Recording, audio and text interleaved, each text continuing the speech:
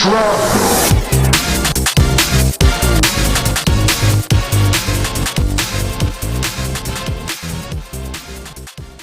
Wagwan everyone and welcome to Film Shrapnel, your number one spot for everything movies. My name's Tobias and this is my co-anchor Craig. Co-wanker? Co-anchor. My co-anchor Craig. It just sounds like we sit in a dark room together watching movies, communally doing some... No, well, if we're co-wankers, I would mind that. How are you, Craig? You sound cheerful today. I'm in a very good mood, yeah. Excellent. So today we're doing Hellraiser and Hellbound. 1 and 2. Yeah. And I've been waiting to talk about this for a long time. So I never watched it. You kind of convinced me because you said, oh, no, actually, it's a bit more complicated. Because I used to think it was just like torture porn because I didn't know anything about it. I've seen like images of Pinhead. I just think it's about some pain shit going on. I don't know, like Saw. We do pleasure in the delights of pain. Yeah, that is true. But it is pretty complex, like not complex necessarily, but like it's smarter than it looks. At least there's the first going one. On. Yeah. Yeah, so there's a lot going on. I really like certainly the first one. It's one of my all-time favorite horror films. I think it's just special.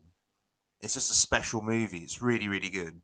It's really well written. Like I like how it feels very character driven, which you don't really get in many like horror films where it's very the characters are very bland and it's mostly situational. You know what I mean?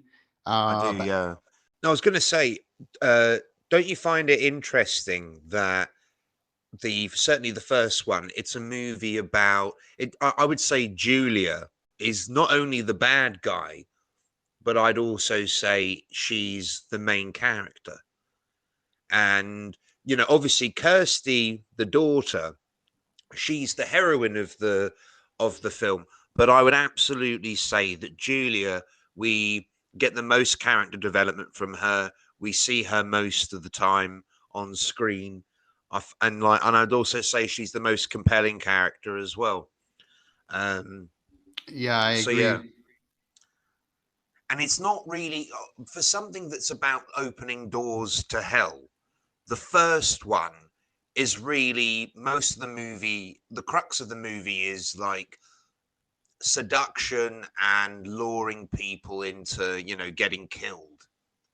You know, it's and less about, you know, demons and shit. But the demons and shit are there.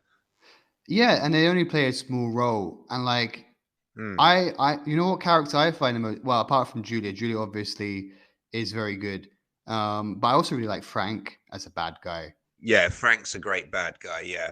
And he's so much more interesting than Pinhead, who becomes like the main focus point of much of the franchise. Because I think they made like, what, 10 films or something or more? I'm not sure how many they made. Yeah, I think they're into like the 12th or 13th one, something like that. And I think they're remaking the first now, or I'm not sure if it's going to be a TV series or a sequel or a remake of the original film. I had a look at it. I watched the trailer. Some people seem to like it. I think it looks a bit naff, to be honest. It just looks too stylized, which I don't think is the right way to go. That's just my opinion. I mean, but I would say that the first Hellraiser is stylized in its own way, in that Clive Barker fashion. Should we just jump in? Should we jump into talking about these movies? Let's do it. So let's start with Hellraiser. Like, obviously. Off the bat, what did you think? Because you'd never seen this before. So you convinced me that this is a good film. And it's amazing, right. Yeah. I really like watching this film. When I actually watched this about 3 times now. And the first time I watched it, I stopped it for a minute and turned to my wife and said, you know what, I really like this film. And then like about 30 minutes later, I stopped it again. It's like, you know what, yeah, I really like this film. It's really good. So I was really impressed. Like, as I said, like for me, I think with us, I think sometimes like what really gets me is if that it's not well written, or if it's very well Yeah. written, I love it.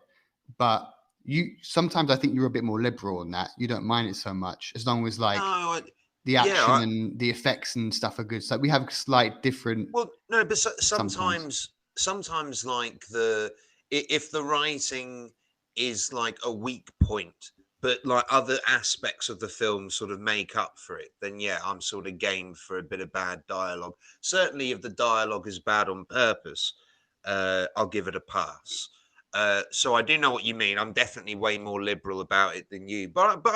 As I say though, because it doesn't always make a film just fall apart for me, I guess. It just bugs me. I don't know. I can't accept it sometimes when it's like that. But not a problem in Hellraiser. There are a few points of odd dialogue, but most of the like is very like I said, character driven. You have should we explain the story now? Unless you've got something Okay. else to add about your initial thoughts. I mean, no, well, I've watched this film, many times over the years. I think I first saw it when I was like a young teenager. Um, I've always loved this film. I think it's brilliant. And the more I watch it, the better it gets. After watching it again this time round, I think I'm going to end up rating it higher than I would have going into it. Oh, that's nice. That's I'll interesting. I'll say that much. Anyway, yeah, let's break down the plot. So, in a nutshell, we've got a family moving into like a decrepit house that's like uh the sort of grounds for this uncle of theirs who did some like experimenting with like the occult, and they accidentally bring him back to life, and the wife was having an affair with him way back in the day, and now she's going to help give him people to eat or some shit so he can come back to life. He And needs that's the the blood. plot. He needs the blood. He needs the blood. We'll get into how he first gets the blood when we get to it. A bit silly, but yeah. Firstly, music. The score by Christopher Young is just excellent. Really well set, beautifully sets the tone. Yeah, I agree. I have more notes, by the way. Well, I have one note about the music in the second film, which is quite important. It's a bit different than this, but I think it's maybe even more influential. But yeah, I do agree. And Interesting. speaking about other things, like not just a plot, but like everything else going on, the special effects in this film, I was not expecting them to be that great. And they were They're pretty amazing. they're amazing, yeah. And Yeah. so this our uncle character who comes back to life, which we'll get to in a second, I really like the reanimation scene when Mm. they bring him back.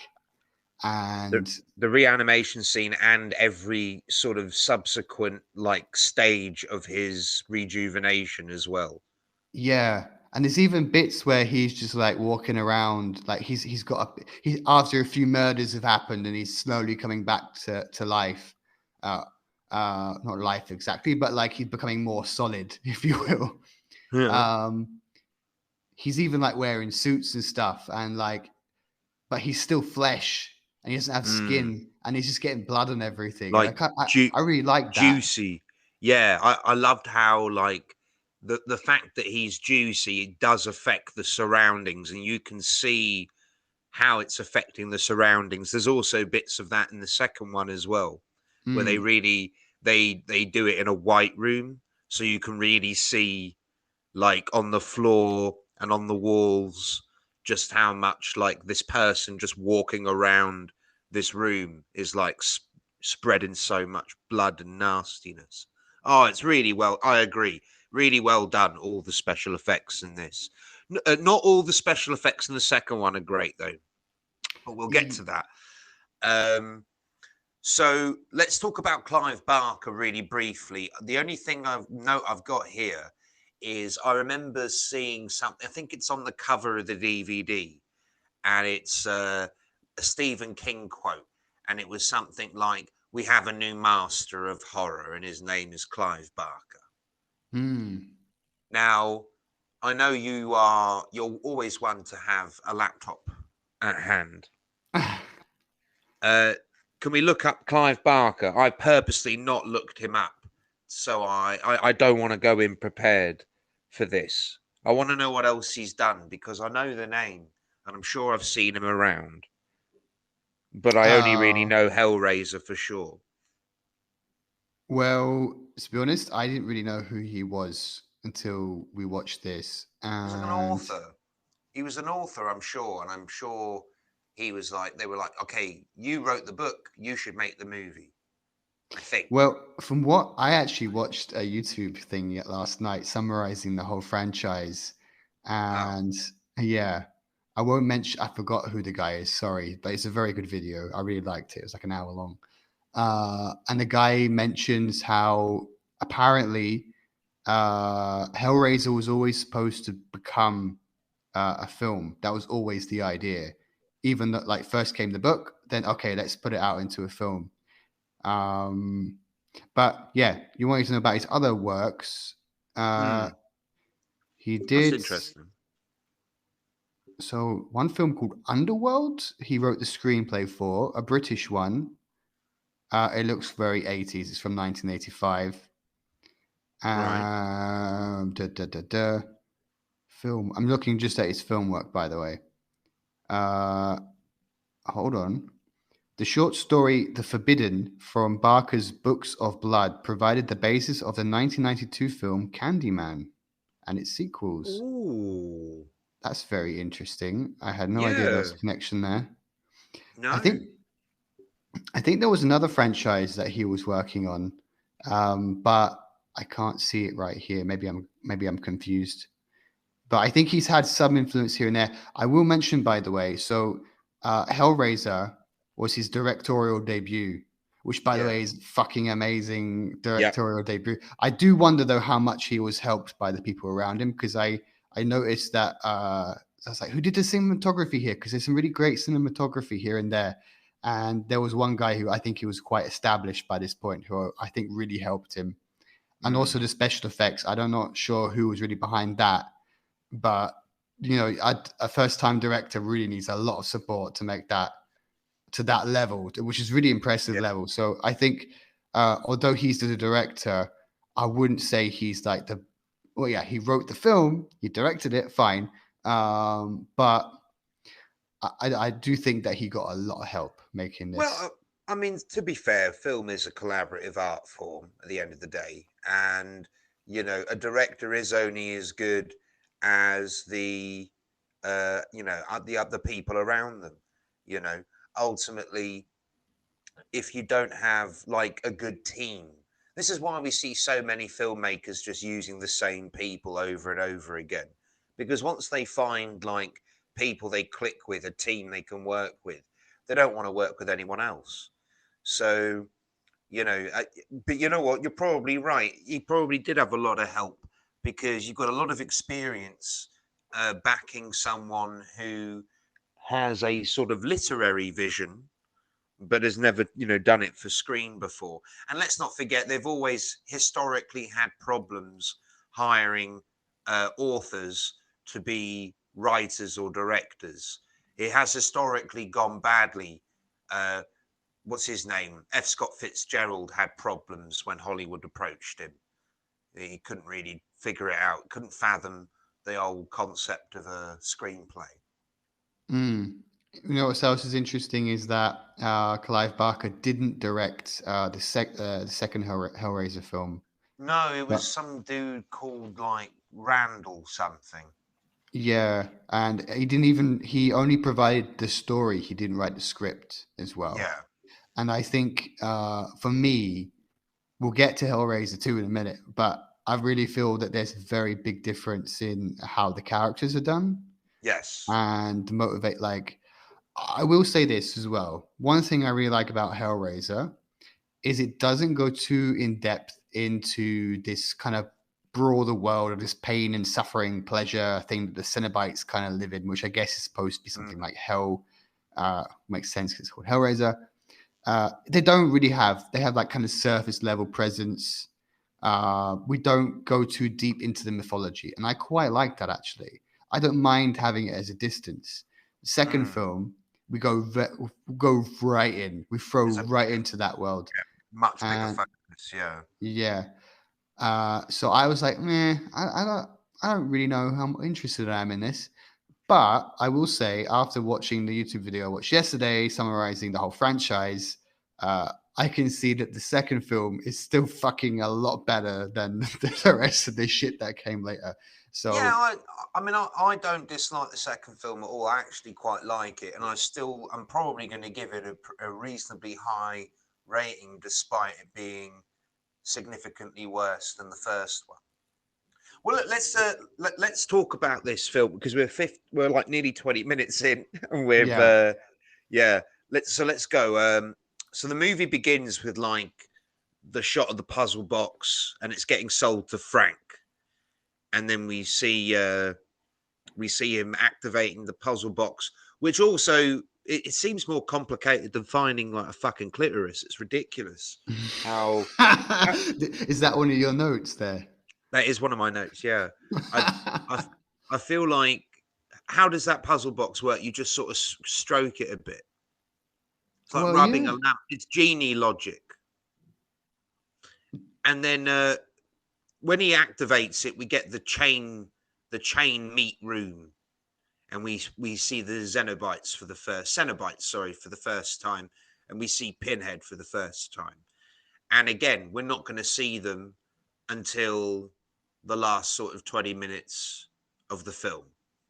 Mm. Uh, they're barely in it. So then Larry and Julia, they show up to the house to move in, and it's a total shithole. The kitchen's like manky, maggots are everywhere. Um, And then, sorry, can I stop you there? And as well, Go like on. Larry's just like decided, yeah, we're gonna move here now. We're gonna live here. And like Yeah. Julia has like no say in like the fact that they're moving house. By the way, here we come to a slight problem that I need. That the only issue I really have with this film is like, where the fuck are we? Are we Yeah. in England Yeah. or are we in the US? It's so confusing. Well, because everyone's got an American accent except Julia. So, because Julia's definitely like an Englishy sounding accent. So I feel like it could be America. I imagine it's somewhere in America, but where in America, God only knows. But that house looks like an English house. That's a It house somewhere in the does. suburbs of like London or something. It It's, does look like an English house. It has I to be mean, said.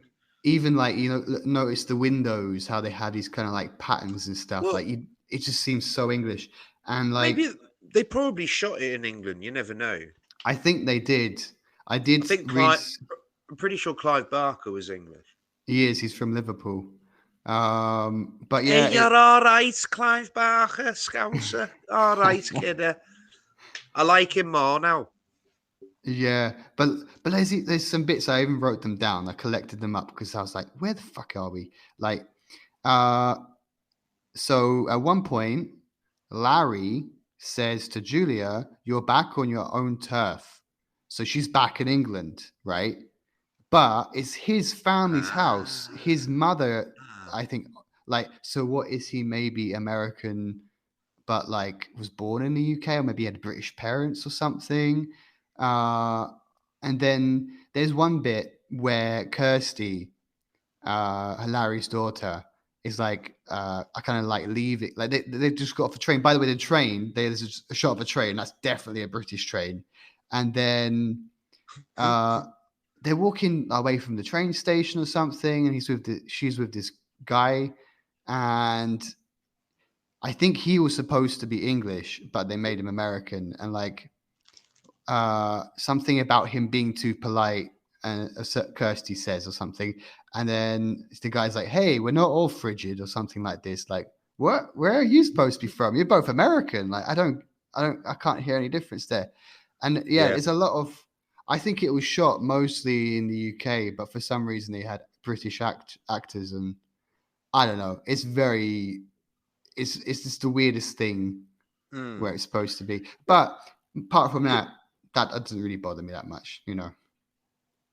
Well, fair enough. I mean, I was going to say the husband Larry. he really reminds me of like a shit Randy Quaid, and but even down to his accent. So yeah, I just assumed it was set in America, but it did have a very English vibe. I'll also add, sorry, there's even one bit where we first meet Kirsty. She's Hmm, walking down a dock, and then like you yeah, see, there's a shot of the cranes above her, and that's definitely in East London. That's definitely like in the docks of London somewhere. Like you can't tell me that's in the US. It just looks so British. yeah. I mean, to be fair, there's a load of like film studios in London or around London. I'm sure it wouldn't surprise me. Maybe it'd be cheaper to shoot here back then in the 80s than in the States. Well, like, so I haven't really mentioned this before. So I grew up near Elstree Studios, kind of like the Hmm. town over. And at Elstree Studios is where they filmed Star Wars and they filmed Indiana Yeah, Jones. yeah. And I always wondered, why did they film it here? I mean, they have freaking studios right there in the US, like, and especially why would you go from But the studios? Elstree Studios has like a big reputation as well because they did all the Bond films too. Yeah. And so apparently I heard that like I guess in the early 60s or or even maybe even a bit before, the level of effects was actually supposed to be very good in the UK during that time. And so that's why a lot of Mm, American companies were coming over to the UK because of the special effects. That was the main draw, mm. which makes sense. I mean, when you think of like Star Wars, you need a lot of special effects. Indiana Jones also needs a fair amount as well. So maybe also, apart from Clive Barker being British, there was they wanted to film in the UK because of the level of special effects, which this film also relies on. I don't Mm, know. I'm just pulling at possibly. hairs here. Where were we? I think it's made pretty abundantly clear from the get-go that Julia's in love with this, mysterious brother Frank, who is meant to be in the house somewhere. So like Larry, the brother that she's married to, is a bit of a how can you describe him? He's not really a manly man. He's a bit of a goofball. He's a simp, Randy Quaid. Yeah, as you said. And Yeah, while Frank is more like more like manly. This is Frank. This is Frank's voice. He's yeah. taking advantage of you. And like It he's ha- I mean, it has to be said when you compare them side by side, you can see why she cheated on him. yeah, and she's basically doing this because she wants some really hot sex, really. That's the Mm, whole plot of this film. She wants to pretty bring much. back basically maybe if she manages to get the whole thing, he'll have a penis and she'll get some action at the end because probably she's not getting much from Larry, to be honest. Well, I mean, no, no. I think Larry wants to because there's a bit where later on in the film, uh, Frank tries to lure Larry upstairs by making like banging on the wall or something, and she seduces him to stop him from going upstairs. But when they go to bed, uh, Frank comes out to try and kill him, and then she's like, "Oh no, no, I can't bear it. I can't bear it. Don't do it. Don't do it." And obviously, Larry thinks she's talking to him, and he's like, "Oh, you know what? You're so hot and cold today. You know, one minute you're into me, next minute you're not." And yeah, I took that they were probably a healthily married couple until she met Frank. Nah, I disagree because like even I think like they were just about to get married when she first meets Frank and she Oh has an yeah, you're affair with right. him. And I Mm, think that she's just always been not like even for example, the fact that they're moving into this house and she has no say in it. Like I think they mentioned Brooklyn. I think she'd rather be back in like I'm, New York or wherever they were. She doesn't care about this place. It's boring for her and she has no say in it. And that like Larry, I think is just not very. I don't know. I think she gets really irritated by him. There's even a bit where they have the dinner party, and she's just like doesn't want to be there, doesn't want to be around him. I yeah. don't know. I don't think. I think their marriage is not good. I think Well, he'd be so more than happy I, to get laid, But I think well, Julie just doesn't yeah. want to get laid with him. So, It's yeah, like, you know nah. what? I will give you that, because in all fairness, like, you know, who moves your family into this random fucking dirty, dilapidated house? In all fairness. And then he talks his daughter into moving in, who's already got her own place. You know, so Mm. she's settled down. He's talked her into coming back home. And it's like, yeah, he is a bit of a twat. But in his defense, I like watching it again. I will say that the film really benefits from having him. It humanizes it a bit. I don't Mm. know. It needs his touch, his slightly goofballish. Well, Uh, he's just very wholesome, isn't he? He's very wholesome, you know, and he's a good father, yeah, he you still know. cares for his daughter and everything. Yeah. But this is so they're moving shit into the house, and they're trying to get a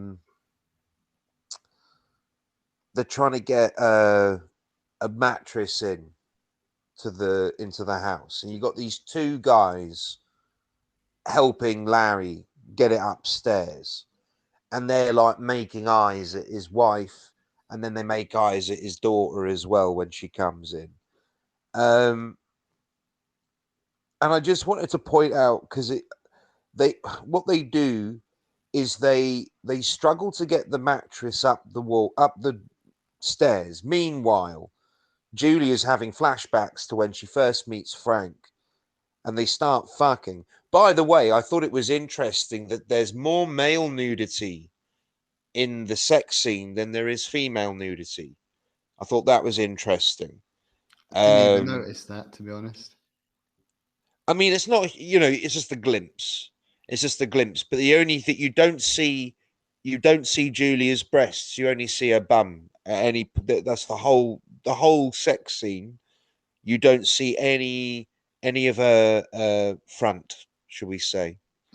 Um, but we do get a glimpse of Frank's nether regions, and I just thought it was interesting because obviously at this sort of time, the 80s, uh, exploitation was really like such a key factor of horror films that you know you need to put nudity in. It was almost a requirement, you know, to get these movies made. That you know, okay, but what's going to be the topless scene? You know, what how are you going to do it? You know, what's going to be special about your topless scene in this movie? So yeah, they don't do that. Uh, Instead, it's almost like a mockery of it, where they're like, no, no, you know what? You can see a bit of penis instead. If you really want some nudity, here you go. Um, And so like, it immediately feels like a horror film that's not quite the same as the other ones coming out at this sort of time. It immediately sets itself apart in just these little choices. yeah, and also like I like as you said, like many films, they always have like a sex scene, a bit of nudity, some passion. We've talked about this before, how a lot of the Yeah, time it doesn't feel like it adds anything, and when it doesn't more add an yeah, more yeah, often than not, it sort of comes out of nowhere, and it's the story has to stop for the sex scene to happen, and then the yeah, story can carry on again once it's done. and you're watching like for 5 minutes with your parents, and it's like awkward as fuck. But in Mm. this film, it adds to it. It's part of the plot, Yeah, and I agree. Yeah. I think that she's kind of taken a bit advantage of by Frank as well. Oh, of Uh, course, so of I think, course. yeah, I think that really adds to it, and it's yeah, explaining a lot of shit. Mm. Sorry, I was gonna say as well that they cut the flashback to them having sex with them trying to squeeze the mattress past this nail, and it ends up scratching Larry's hand, and he needs to get stitches. And I couldn't decide because like I say, I thought it felt dated. I didn't really like that scene. Felt a bit strange, but at the same time, I also can make I I felt, despite me not liking it because it felt like it was trying to be funny, it made me think maybe that's to suggest that Frank had some involvement in him getting cut in order for him to come back. I was wondering that as well, actually, because it seemed a bit too coincidental, didn't it? That Mm. she's thinking about him in the room where he died, where he will then be regenerated. Where as soon as uh, Larry comes in there and spills his blood on it, Mm. So that was Yeah, it interesting. it was definitely done very like on purpose. And like I say, initially I was like, oh, this is a bit silly. But then after like reflection, I was like, actually, that might be quite clever. Mm, Because we will get to it obviously in Hellraiser 2, but we do find out in the sequel that he can send messages from hell. He can influence people in the real world. yeah, it's interesting because that's not really explained how and why, but yeah. No. So I think we can make that argument. So I did like it after my initial disliking. And then obviously the blood brings him back, and then we get Frank back to life. And I agree with your earlier assessment. It's amazing. I love the effects of the heart being reanimated, and then obviously like his first form where Julia discovers him, and he's like crawling all over the floor. Really fucking scary. I loved it. Yeah, and his legs aren't even moving properly. I think they had Mm, a double in there that wasn't the same actor, and some kind of physical actor, I guess. And he's kind of funny how he closes the door and he's like, yeah. it's Frank," and then every time, Don't look at me though. "Don't look at me." But look at me, but don't look at me. Yeah, no, I felt that like every now and again he'd invite her to look at him, and then go, "Don't look at me." or Um, or it would be when he was sucking the life force out of someone. yeah, he'd be like, "Give it to me," and then, but don't look at me. It's just yeah. Um, I've got a note here. They've got like a little dinner party happening downstairs while Julia's discovering Frank. And the daughter has a boyfriend round called Steve, um, and he does this cigarette flip into his mouth, Yeah. and I'd forgotten that, and this is the I used to do that when I'd first started smoking, and I think it was because of this film. Well, that's I some. I could smoke a cigarette like halfway down, and then I could like flip it back into my mouth. I burnt myself once and never did it again. That was the first time, actually, right? No, I wish. I wish. It was like my little party piece. Um. So yeah. So we know that he needs blood. He says like, "Oh, the blood got me this far, but don't look at me. But the blood got me this far, so I need more. Give me more, but don't look at me." You'll do this for me, won't you? Oh, yeah, Something and you like know this. what? And the thing is, no.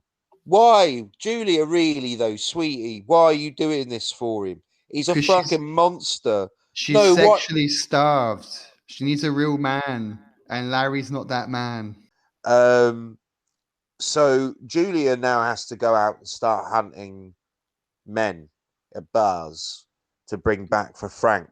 And the first guy she brings back, like when you watch the film, you look at her eyes and it's like you clearly have no interest in sleeping with this man. And then this man looks at her and goes, you know, I feel like I've known you for years. Yeah, I remember that line. I've Oh, got that it's written down. so yeah, I love that. I love that because she is clearly not interested.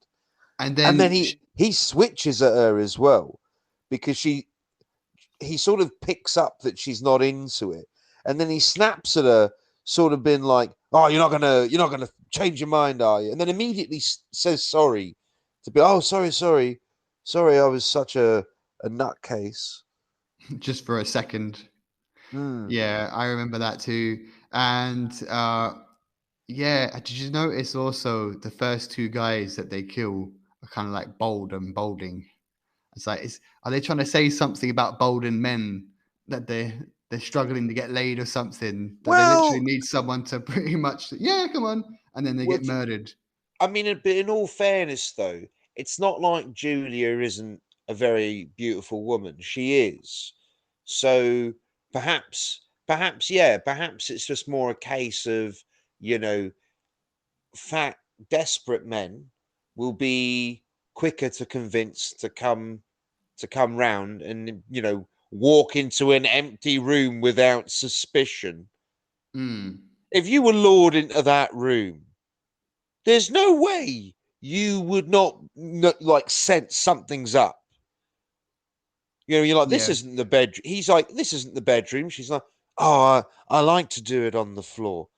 And then she makes him strip, but she's not strip. And then you're like, nah, you know, your spider senses would be tingling at this point. You know, what else do you need to give to have it to be a dead giveaway? What, plastic on the floor? Like, just get out the fucking house. Yeah. And there's even he tries to leave at one point, and there's another line I like a lot as well. It's like, just need to empty the old bladder, and like, Yeah, yeah. It was like you're about to get laid. He's about to get laid. His trousers down to his ankles. Oh, yep. Just gotta go. Just gotta go to the little boy's room. And he's like so weird about it as well. What a turn off! If she I, really was into him, that would be enough to be like, actually, why aren't you? Why don't you see yourself out? and then it's at that point that he realizes the door is locked, and then Yeah, she murders him with a hammer, doesn't she? And absolutely bludgeons him. yeah, and I think I read somewhere, I'm not sure if it's this murder or another murder, that I think they had to cut some violence from the film because it was too much for Oh, the so it could really? be, yeah, apparently it was too much having the idea of someone being Well, bludgeoned to death with a hammer. And then, yeah, so then she starts murdering people. We get in, Frank is slowly, well, getting she's not strong. really, it even becomes a point where kind of Frank really starts doing the killing, and he's doing some strange thing where sticking his back fingers into their, I don't know what you would call that bit behind the skull, What, that like sucking cerebellum, the life out of them. I have no idea. cerebrum. This weird sort of effect where he can like shove his hand in the back of your head, and he's getting slowly stronger. And eventually, it's like, okay, all we need now is some skin. But don't look at me. Oh no, actually, after he rejuvenates like once or twice, then he's all like, "Look at me, I want to touch you," and Hey, like, come here. so you've gone from like, "Don't look at me" to "Come here, let me feel up your boobs." But it's like, hang on a minute, you still look like shit. Like, there's nothing that's really you still look really fucking terrifying. You can't really expect her to get. She probably thought she feeds you a person, you'd be back to normal. You're like, you know, you look like a biology textbook. Yeah, and by the way, so we'll get into. Remember about the rejuvenation, because there's something about that in the second film we got to talk about. Uh, but yeah, did he actually say that about the skin, that he needs some skin?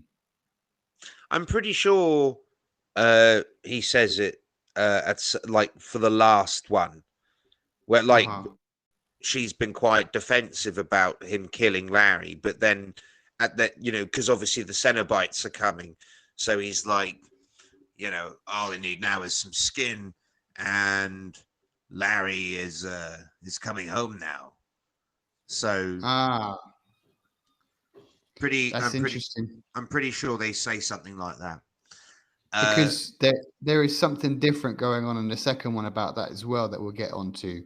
But I always thought that maybe he just wanted to steal his brother's identity, because his I brother mean, has money for a house, a good job, and everything, I think yeah, while but Frank is, I think only temporarily though. I think the idea was to get all of his skin back eventually, yeah, because it's kind of like the Mummy rules, isn't it? With Brendan Fraser, it's like with each person he suck. Every time he sucks a person, he gets their powers. He gets their life force. So so this is the thing. Frank then has to. He reveals, doesn't he, that the Cenobites are coming to Julia, and Julia seems like she's kind of getting on board with not only the killing but also with Frank's obscure new look. And then we get like this random homeless, like we get this really weird scene which is a random homeless guy is stalking Kirsty, and they go into like a pet shop and he eats a handful of like locusts or something.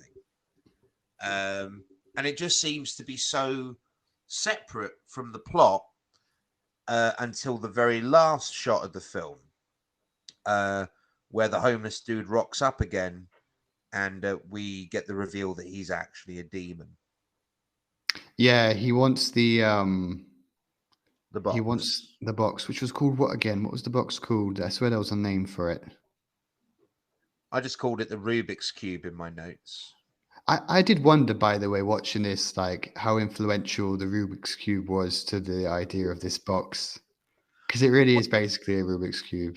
I'll tell you this, because in the second one, there's someone who's like obsessed about puzzles, and they're like doing this puzzle of a cube, but it's not a Rubik's Cube. And I'm like, why haven't they got a Rubik's Cube? Surely it's just such an obvious thing to have. Like, if someone was good at Rubik's Cubes, maybe they can solve the puzzle. Julia starts, she's bringing more men back. And I said this, that I think she starts enjoying the killing. This is when Julia stops Larry going upstairs because Frank's just like fucking about. He comes out of the cupboard. We already talked about this scene. There was just something interesting, like, so he's also cutting up like a fucking rat while Larry's trying to get his jig on. And there was one line, I just saw it in my notes, no Larry or something like that. Where was it? Where is that line gone? And I was thinking that could be interpreted like two ways. Is she saying it to Larry to stop, which maybe she is, or she's saying it to Frank, like, not him. Like, no, I think it's pretty obvious that she's saying it to Frank to leave Larry alone. But the thing is, as far as Larry's perspective of this dialogue is that she's telling him to stop trying to fuck her, and he doesn't straight away stop. She has to freak out for a large portion of time before he just sits up and goes, I just don't understand you. Yeah. And then where are we now in terms of the plot? We're getting kind of close to Frank is. We get the. I think this is where she brings the last person to Frank. And then like Kirsty sees. Yeah, she hears like a scream or something from outside, and then she goes up to investigate. Julia hides, but Frank pulls her into the room, Kirsty into the room, and then he gets all pervy with her. He gets very rapey. He gets very rapey, and it's like, that's your niece, you gross fuck. It's one thing that you are like the sort of macho asshole brother who goes after your brother's wife, but it's another thing to be like just an absolute creep, and you haven't got any skin. And then Frank, the box becomes the center of the plot from this point, because this is where Kirsty steals the box. She throws it out the window. Yeah, she throws it out the window, and then she jumps out and she grabs the box, and then she opens it, and she like has a little explore, only to discover like a Cronenberg scorpion creature. And then it chases her into the room or something, and then the cenobites show up, and Pinhead says, I've written this line down, we are explorers of the further regions of experience, which is a great line. Yeah. And then Some she call basically, us devils, some call us angels. We are just explorers of the further regions of experience. yeah, this is kind of why I didn't like always the idea that it's hell, because it's Mm. kind of what they're trying to imply is something beyond that, really, aren't they? Yeah, With that. yeah.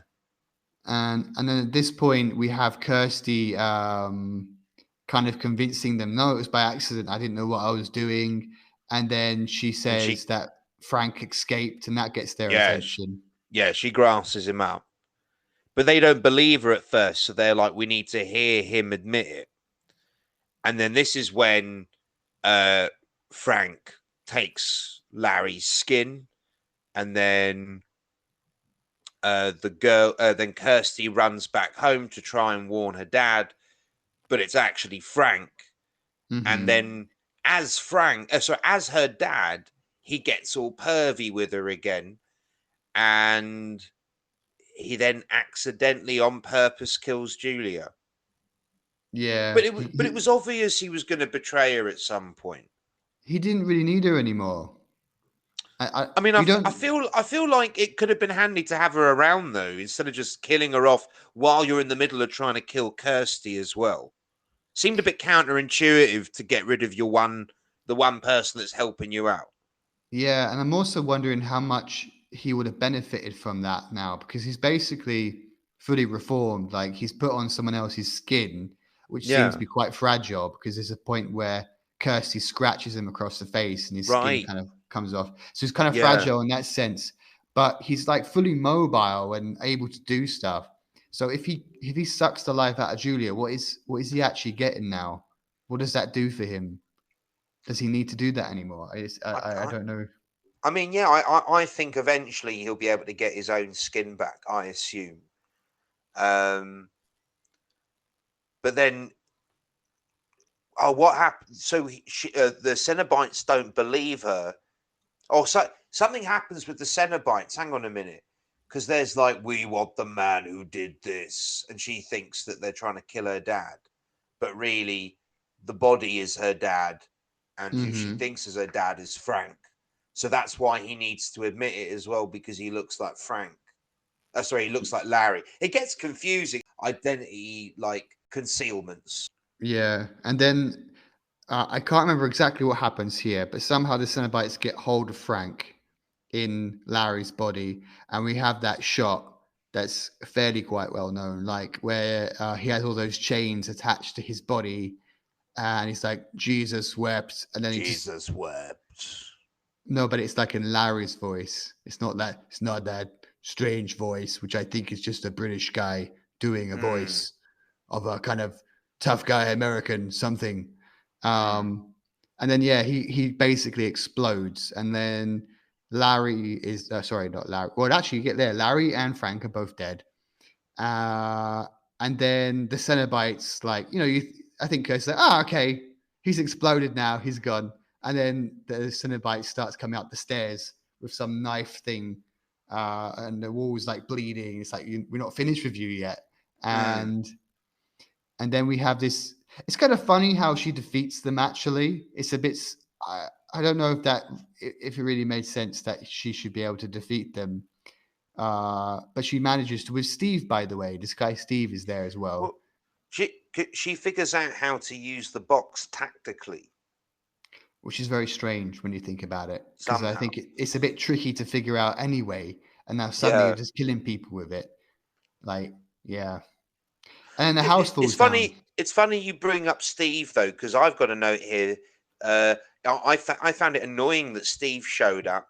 I would have actually preferred it if Kirsty had just dealt with them on her own. Yeah. You didn't really need him there. There was No, even one point.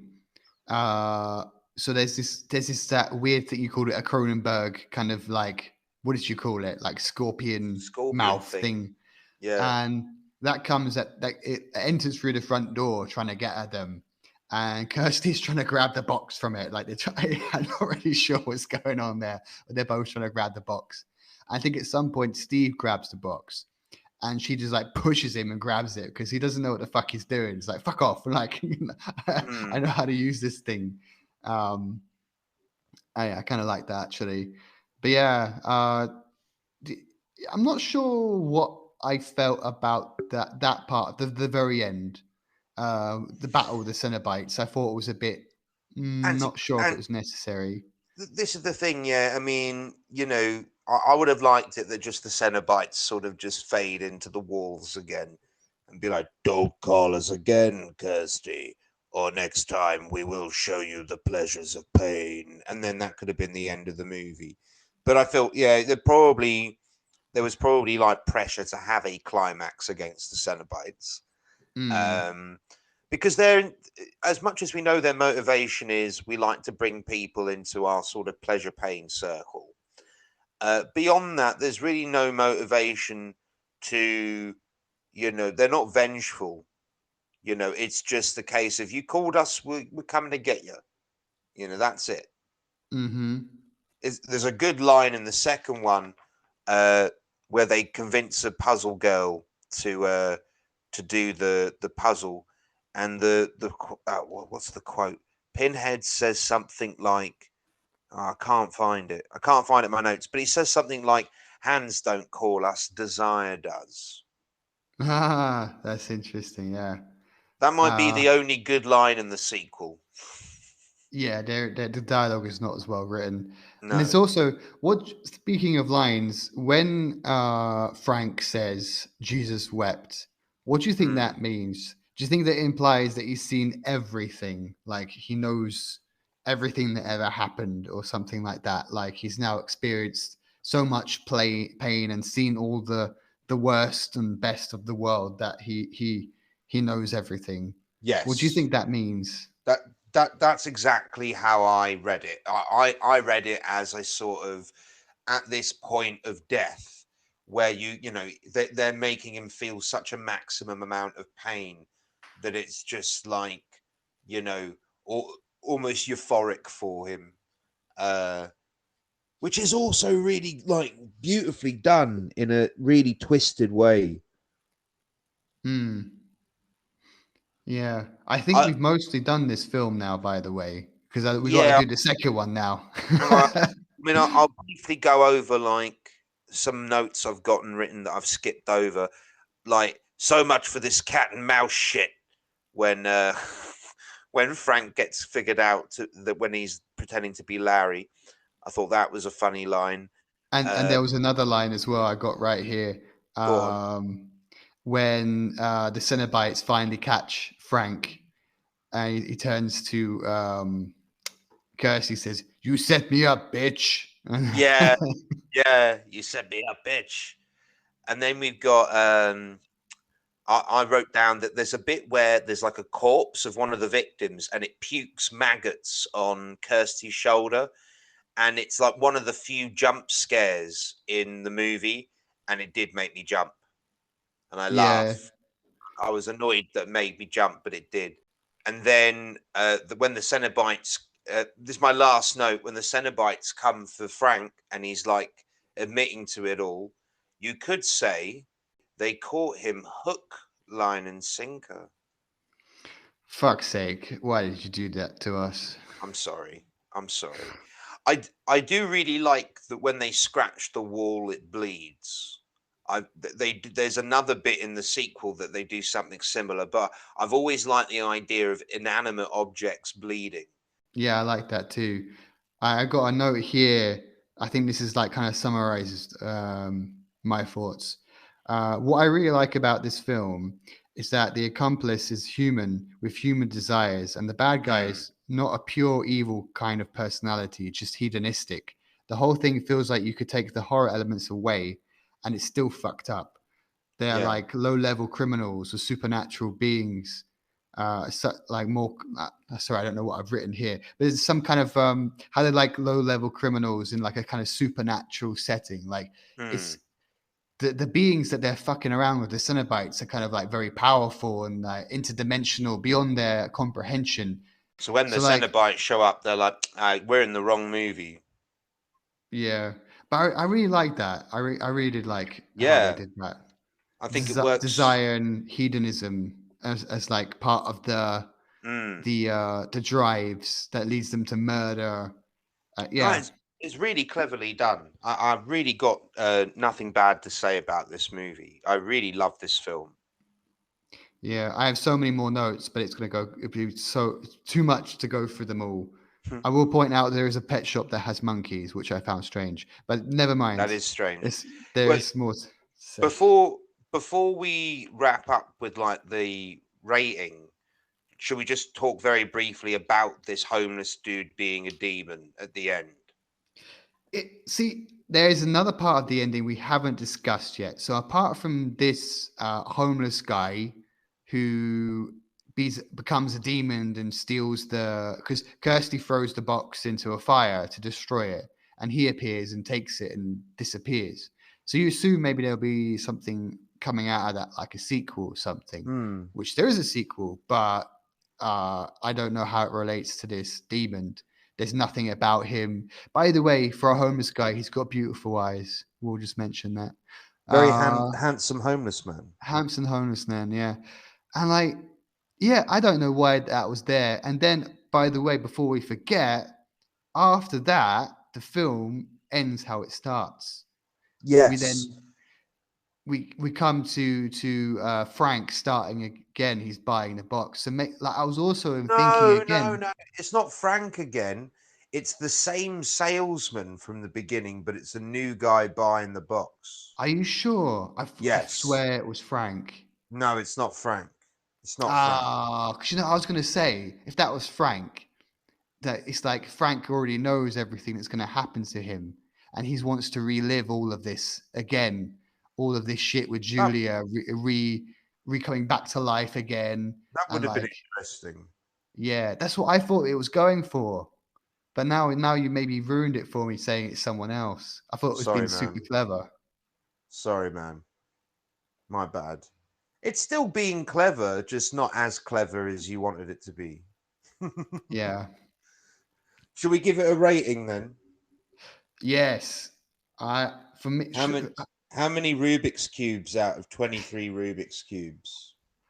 Oh, I have a Rubik's cube now, and I'm trying to solve it, and it's a bitch. So I don't know. Like, does it imply complexity? I don't know. Well, there is a fair amount of complexity. I'd Out of say so. 20, did you say? 23. 23. Why 23? I don't know. Okay, it's Hang a on, non-number. how many sides does a Rubik's cube have? How many squares does a Rubik's cube have? Because you've got 9 on each side, and you've got what, 6 sides? Yeah. So So what, nine 9 times times six. 6 is what, 54? So all right, Uh, out of 54 Rubik's cube squares, how many Rubik's cube squares do you give it? Oh, you're right. Actually, by the way, I had to double check that you were correct on number 54.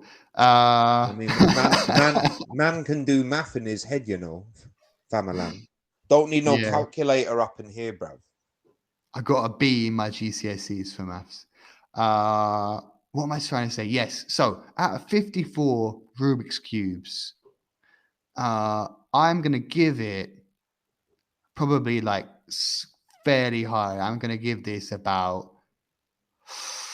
between about 47. I'm gonna give it a 47. 47 out of 54 Rubik's cubes. Yeah, I'm pretty pleased with this film. There's some odd stuff happening here and there. Like I say, there's quite a lot with some of the stuff we watch. Um, but I really like the story. I really like how it comes together. I like the effects.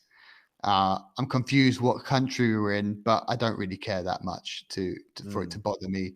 I'm yeah, I'm pretty pleased with this film. I'm very happy we watched it.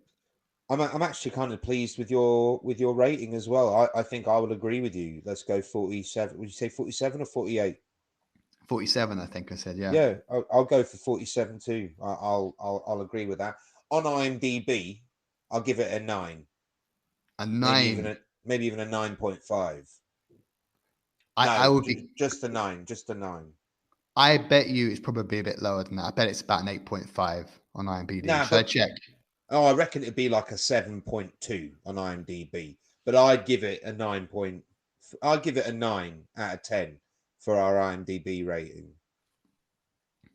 Yeah, maybe I'd put about a 9 as well. I really like. This is one of my favorite films that we've actually watched, by the way. I really Yeah, like this. it's so good. It's so good. And of course, when I type in Hellraiser, it's coming up with the version. Actually, sorry, it's from last year, 2022. Oh, I need to maybe Oh, have a look at that. Um, should I tell you what it's? Oh, that's sad. So out of 10, it's 7. 6.9, which I think Oh, is really unjust. yeah, it's so good. It's a really clever Oh, film. yeah, I love it. Oh, that's a shame. That's a shame because this movie really deserves more than a 6.9. I'd give it a 9. No sweat. I'll give it at least an 8, at the bare minimum, at least an 8. Proper It good has to film. be. I will say though, the sequels that like we're going to talk about Hellraiser 2 now, but the general franchise it's is quite terrible. But this one is like art. It's a work of art. It's brilliant. Yeah. I've watched, so when I was watching the other this guy who I need to find out who he was on YouTube, who summarized it beautifully. Uh by the way, he mentions that so after the second film, it was bought by Miramax, Harvey Weinstein's company, and they kind of just took a big shit on it, basically. Hmm. And there's this theory that they kept making movies just so they could keep the rights to it. So at one point they would eventually make something good with it, but they didn't have. They were just taking scripts from other films and just like adding a Pinhead into it That makes to just sense. yeah. So unfortunately, they made some really bad ones. I know roughly the plots to some of them. They just really just don't match the original No. film. Even the second one, They which become a lot more pinhead focused as well. yeah, they even dropped the box. It just seems like it becomes a slasher thing, and it just feels like that's not what this was about in the first place. And like, there's even an argument that the whole thing about Hellraiser was to kind of tap into like BDSM kind of stuff, which the first film doesn't really do, although it's kind of implied that there's some hint of it there. Hmm. And I at least from what I understood, that was always the intention to go in that direction, but it never got there, unfortunately. Which is maybe Hmm. I don't know. Maybe some people. It's sad because I imagine some people expected that from the films and never got it. So it's like, it's a bit disappointing. You see that Um, that would make sense to me. Like if you did a modern Hellraiser, you'd do like you do your opening scene in like a fetish club where everyone's like into Hellraiser-y shit. It makes sense, right? Like Yeah. I really think that's the direction they should have gone in, but unfortunately not. All right. Well, Anyway, let's should move we on to jump? Hellbound. So let's get into Hellraiser 2. Um, I would say a good 15 minutes of this film is footage from the previous film. Well, I wouldn't say 15 minutes, but at least 5 or so minutes. Yeah, it's Well, just basically a refresher. at the beginning we got a refresher, but then later on, Kirsty in the mental asylum, uh, she also then re-explains all the like loads of details, and we get more flashbacks to the first film. Yeah, Maybe we do. meet me in the middle. Let's say 10 minutes. Okay, maybe about 10 at least. Yeah. Um, And it makes sense because this film's about 10 minutes longer than the first one. yeah, and it was also interesting. I just realized this now since we're talking about both films.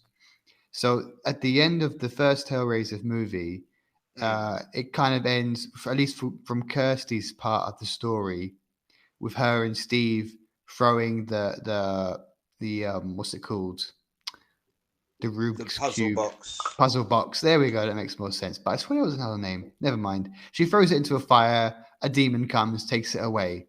So then, Mm. how I don't get how she ends up. She wakes up in this hospital. Like maybe it was supposed to be like an alternative ending or something. I don't know how they got there. It Yeah, feels like it because feels like sorry, go go on. on.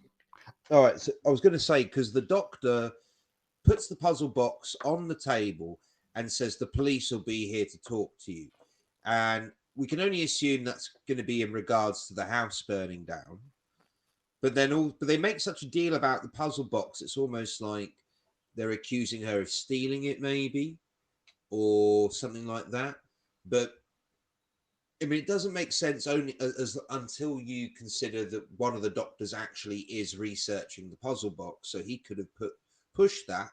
But if a demon flew off with it, why is the puzzle box there? Why was she found with the puzzle box? Yeah. Where's Steve? My assumption is that this is from the point of when the house kind of blew up or whatever in the first film, and then like she's found there unconscious. Steve is, I don't know where the fuck Steve is because you don't see him in this film at all. And maybe they found her in the house with the box. The house is destroyed, full of dead bodies and shit, and that's where we're going off from. It's almost as if that final scene from the first film with the demon guy, demon homeless man, didn't happen. That was never a thing. Retconned. Yeah, basically, which is very strange. I didn't notice that till really we just started talking about it. But yeah, kind of odd. I kind of like that this film wanted to be its own film and called itself Hellbound. I like that it didn't want to be Hellraiser 2, even though it does prefix it with Hellraiser 2. It wanted its own title. I like that. Well, you know that the book series was originally called Hellbound, right? But then I the didn't. producer, so the producer who helped Clive Barker make the first film said Hellraiser sounds better. Let's do Hellraiser. It's like, okay, so maybe with this film, it's like, no, this time I really want it to be called Hellbound, not Hellraiser. And okay, this time you get it to call it Hellbound. So everyone got what they wanted in the end. Okay, I'll give you that. I like that. I didn't know that.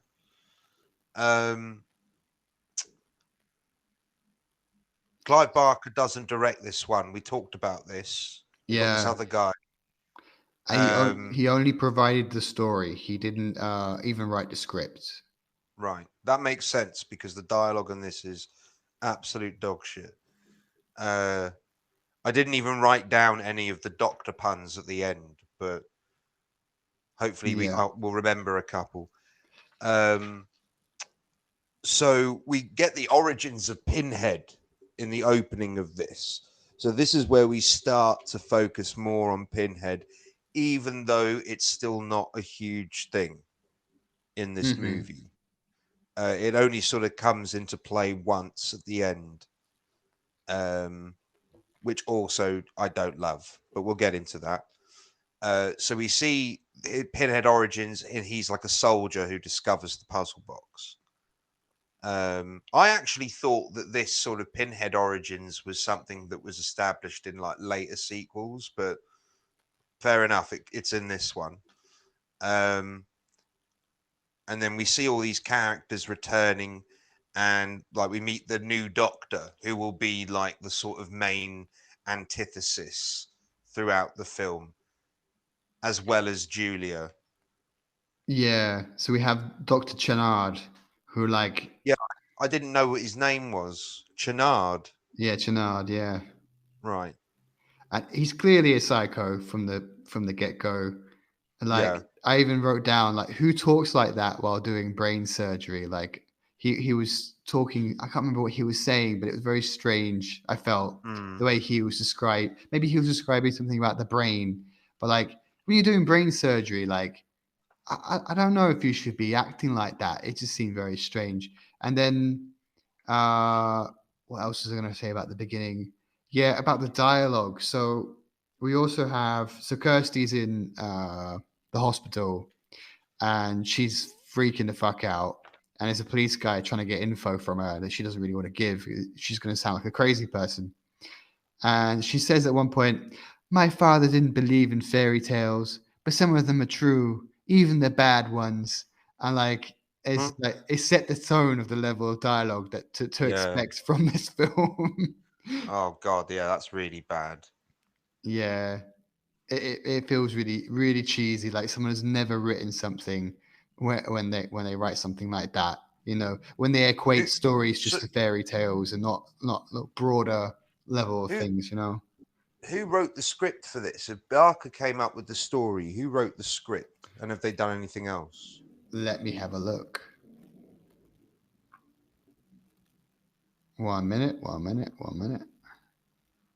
Could be interesting. Maybe he went on to write something like amazing. Screenplay is by a guy called Peter Atkins, and he's not. I can't even find anything on him on there. I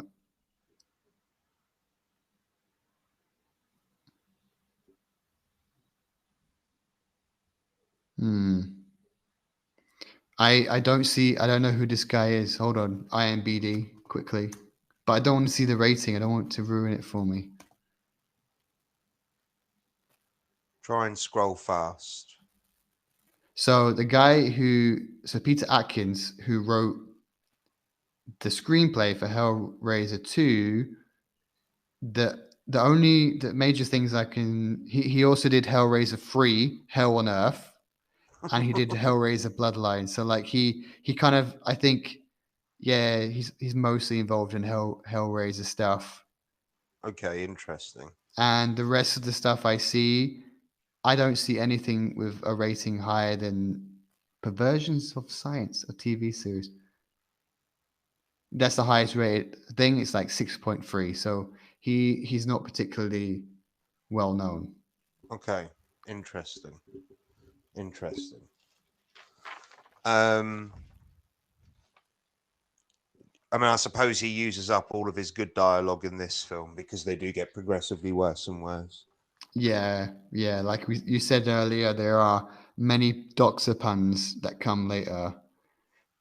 Should we? I mean, a couple that I remember was the doctor's in. Yeah, I remember that one as well. He's become like a cenobite himself, and he's like, but I feel like the whole point, because we get this whole sense that cenobites were human, but they've forgotten they were human because they've been so engrossed into this sort of eternity of pain and pleasure. And yet, this doctor character remembers enough of his life to be thrown around doctor puns. Although I do love the bit when he does his final transformation and he comes out and he goes, "To think I hesitated." And I love that line. That was a good line. Yeah. So let's get through the plot then. Let's explain what happens. Right. So basically, I'll go on. Then you go for. I did the first one. You do this one. All right. So in the second film, we have Kirsty in the hospital. People are trying to figure out what the fuck happened in that house. There's even some police officers who fuck around with the evidence a bit in the old house. And basically, we find out that Dr. Chenard, who's a bit of a creepy, bossy, how would you describe him? Psychotherapist, but he's also a surgeon. Let's just put it this way. He works with people who have mental shit going on, basically. Yeah. He lobotomizes people, basically. Yeah. And you can see quite clearly that he doesn't really respect people with mental illness. Like there's a whole bit where Kirsty is like straight up saying what happened, and you can just see that the way that he looks at her, that he just doesn't respect. It's just a stupid, crazy person. She's less of a person, almost, really, is how he kind of looks at her. And there's this whole bit where he's going through the hospital, and the way he just looks at his patients, the craziest people that he has, and they're just like test subjects to him. Also, I did get kind of vibes from Wheels on Meals a little bit when I see what. Yeah, I remember in Wheels on Meals. There's a whole thing about the mental hospital, and it's really it's just played for laughs. But in this film, it's just played to make you feel uncomfortable. And I just think, I don't. You know what? Like, just leave mental hospitals alone. Let's leave people with mental illness stuff alone. Let's not stigmatize them more with this kind of shit. I think it's just so stupid. Though I do think it's done better here than Wheels on Meals, which is really, really bad, really offensive. But in all fairness, though, it does fall into the plot somewhat, having, without being offensive, but like disposable people that people aren't going to miss. More, That's why that's a big plot point, that because obviously in the first film we spend a long period of time showing the progression for Frank and Julia, slowly feeding him body after body, but in this film, because the Doctor has access to all these people, when he brings Julia back, it can be done in one quick scene, and we just see how many people she's been sucking on. yeah. So that's They're another sucked thing. dry. Well, sucked dry. Yeah, sucked dry. Yeah. So, well, so this is the thing. In this point in the story, we find out, because obviously in the first one, Frank died in that room, and then the blood brought him back. And when Kirsty explains this to the Doctor, he obtains the bed, or the mattress rather, that Julia died on, and then he gets like this guy that imagines maggots all over his body and gives him a razor. Oh, And this scene is fucking brutal. He literally is peeling his own skin off. it's It is, really fucked up. yeah. And then obviously the blood brings Julia back to life. And these just two arms and legs just burst through the mattress and grab this guy who's just cutting himself up. And he's just trying to crawl away from it in his Yeah. own blood, and she's just coming after him on the floor, and then just sucks the life out of him. Yeah, I like that a lot. I Yeah. will say, actually, there are parts of the beginning of this movie that I like a lot more than the rest of it. Yeah. Like stuff like this. It was a bit. This sequence is great. Yeah, it was very coincidental that Chenard just happened to be a guy who was obsessed with these boxes. Like he had like several of Yeah. them in his house. And there's also another doctor guy. I guess he was kind of Yeah. replacing like the Steve from the previous film. And I love it when he breaks into Chenard's house. Like weird, Yeah. weird. I've literally got that written down, and he's got weird, Jesus Christ. And that's his whole like response to all the strange things in the house. But then he hides behind like a curtain or something and like observes Julia coming back. So now he believes Kirsty as well. So at least there's some, but like, don't you think you'd have like intervened the moment the Doctor gave the guy a razor blade? Don't you think like a responsible doctor with their Hippocratic oath would have jumped out of the curtain, been like, "Ha ha! I've been here the whole time. You're in for it now, you." Yeah, I get you there. I didn't even think about that. Mind you, though, probably if he did do that, he'd get done for breaking and entering, and then probably Chenard would get off without anything happening to him. Because Hippocratic oath, bro. I know. So That yeah, that that that's like important. That shit. You need that Hippocratic oath. otherwise you shouldn't be a doctor. You better tattoo that shit to your body. Take it Yeah. seriously. And by the way, speaking of random bits of dialogue again, there is one bit where it was unnecessary. It was weirdly added. There's a line that Chenard says when he's in his office, or he's on the phone. Like, let me make that clear: the house, not the hospital. Like, and he's talking about the mattress. It's like, Mm. why do we even have that? Like, you didn't. Like, I Well, don't know. It's but just because that's why the reason we have that is because replacement Steve, Doctor Steve, overhears it, and that's what makes him suspicious to I break into his know, house. but you could have done it a bit less bump. Like, what's the word I'm looking for? Well, Less. clunky. It's Yeah, clunky dialogue for sure, and it's clunkily directed. That scene, I do agree. yeah.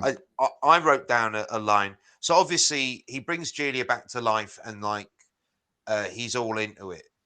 It seems like these like flesh monsters seem to have some sort of like supernatural allure. Um, By the way, speaking about having no skin, doesn't that make them like really like not immune to like bacteria and shit? Wouldn't they just die? Because Well, like, but they're not quite human, are they? They're sort of undead. yeah, but still, that's the main point of skin, isn't it? To like protect you from That potential is the point. flesh. That is the point of skin. Yes. So like, yeah, I was wondering. Oh, here's another thing, because obviously it's not all flesh as well. That it's like a lot of it's bone with exposed stuff, right? And Mm, there's a bit where so that like he essentially bandages her so they can like kiss and like fuck basically, and he touches her up like up her ass and stuff and her boobs, and I was thinking, but surely she doesn't have anything to feel with. to grab hold of. Yeah, I It, didn't really, I wasn't really clocking on to that. I was like, no, I don't buy that at all. it's just like fucking meat, isn't it? It, but some of it would just be bone. Yeah, Like you're but grabbing up bone. What is it, going? That's weird. it's just like being a weirdo at the supermarket and start squeezing the meat in the meat section, and then you get arrested or some shit. Like it's there's that kind of level of creepiness. I don't I know. Like I, I I got to ask. If you like, let's say you love someone very much. So your wife, for example. So if your wife had no skin, how would you handle that? Do you I think you'd don't be? know. You think you'd be able to like feel her up and stuff and kiss her and stuff like they do in this film? Because I'd be very much like, I'm sorry, sweetie, but I I can't even look at you. You're gonna get me into trouble. Uh, uh, what do you mean? If I didn't have skin, you wouldn't? What's Yeah, and even again, it makes you more. It would be more sense. It'd be easier to damage yourself on like basic shit. Like people underestimate how your skin is just like protecting you. Like if you bump into the corner of a desk or something, you could fucking cut open your fucking muscle or some shit. But your skin yeah, stops you. Like you're so fragile like that. absolutely. But this is what I was saying earlier, that like around this flat, we do see her like bloody meatiness getting scattered all over the apartment because it's like white walls, white flooring. So it really Mm, accentuates how much of a mess she is leaving around. And like why would you give her a white suit though? I know it's so You're an silly. idiot. That is like the dumbest that you give her a black suit. Yeah, hide the Why? blood stains a little bit. Come Yeah. on. Why on earth did you think it was a good idea to like, oh, I'm cold, I need some clothes. Okay, I have a white suit. And let me dress That's you in my white living room in the white I, suit. just so dumb. So dumb. Anyway, that's why I think there must be some sort of supernatural allure. Because a real sane human being just couldn't handle that.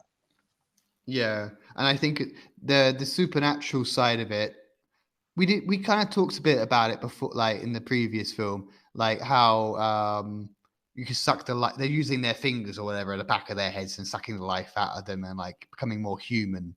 Um, but yeah, like to do that, wherever the fuck that is Mm. supernatural. But I'm not sure apart from that what other gains they get from it.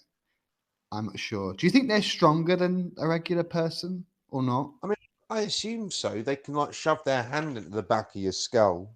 Yeah, yeah. And By we the do, way, and later on, Julia rips out Frank's heart. yeah, yeah, I forgot about that. But listen, yeah, have you watched the other Hellraiser movies? Well, I was going to bring this up at the end.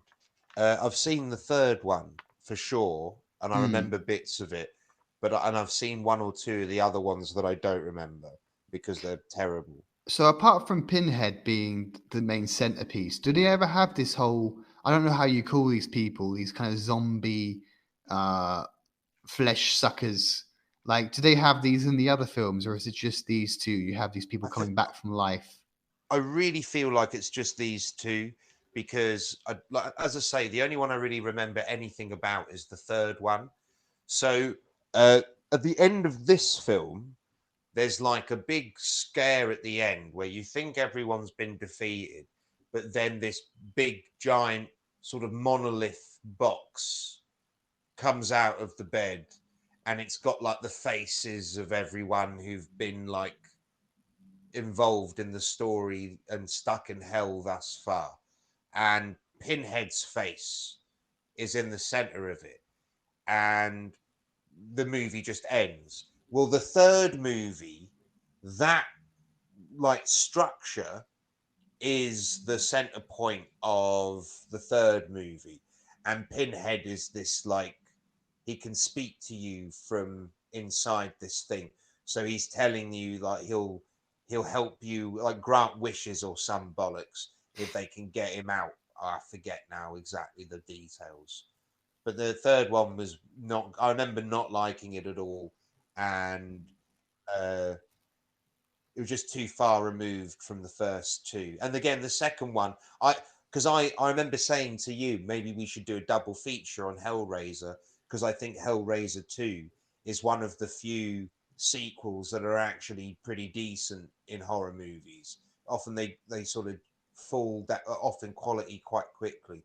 But I think I will stand by that, but it's definitely nowhere near as good as the first one. But I do think this is a very acceptable sequel, more than acceptable. I think this is a good sequel. It's not great.